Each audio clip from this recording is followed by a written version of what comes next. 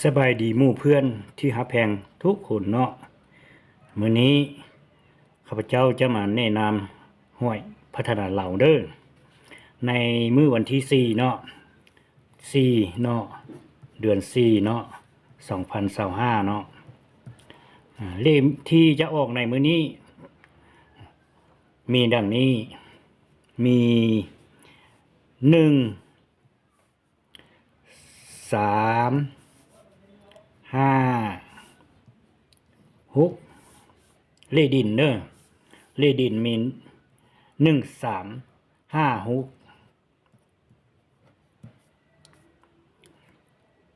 ตัวแน่นอนเนาะก็ตัวแน่นอนก็มี1 6แล้วก็5 6แล้วก็มี3 6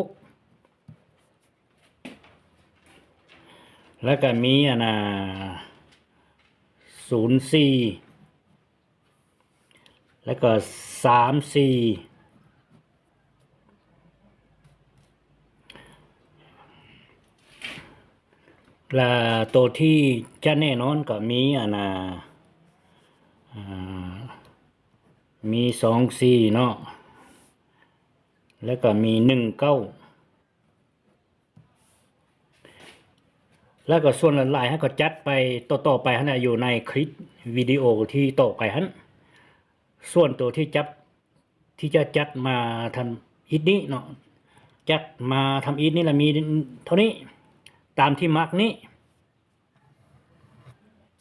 เด้อแน่นอน100%นะเอา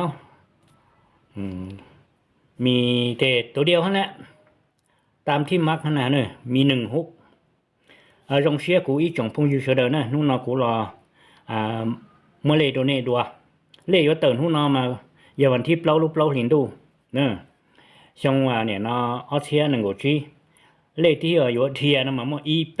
ชีเจ้าเนอะจะเลขดินนั่นนะแต่ชิมากูจัดตัวน้ำมั่วอีเจ้าชีเจ้าเปเจ้าส่วนเปล่าเปเปล่าอเปล่าอีจั่วเนอะตาสิกูจัดนนโตรูต่อเลยเหรอจัดนนโตรูต่อเลยมาเนี่ยเนาะนี่กูsửa cho tỏ thiết sẽ nhẹ khu từ là yuan gì nữa chỉ lần thứ hai thì nhà nó nhẹ đi cũng nhẹ nó là yếu tụ nó nữa ít trâu nữa để tụ nó mà 100% hay đi nó sẽ